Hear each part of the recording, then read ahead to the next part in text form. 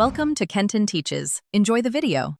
You start by confirming the Bluetooth device is paired and powered on. This prevents wasted steps.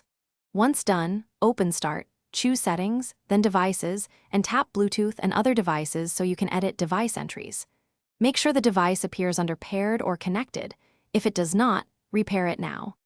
This first action gets you straight to the editable list, so you can change the name rather than hunting through control panels or third-party apps. Next, click the device entry and choose more Bluetooth options or properties to reach its detailed settings. Windows exposes the editable name there. You might need to open a hardware tab or a separate device properties dialog, so look for a name field. Edit the text to a descriptive, short name. This changes what other devices see. Once you type the new name, apply or save. You do this because Windows stores the display name per device, and renaming avoids confusion. Finally, click Apply or OK to save the change, then disconnect and reconnect the device to verify the new name shows up.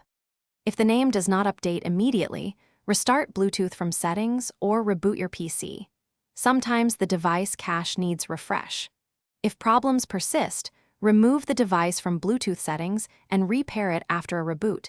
This forces Windows to register the updated name. These steps ensure the change is applied and resolve Thanks for watching. Please subscribe if this video was helpful.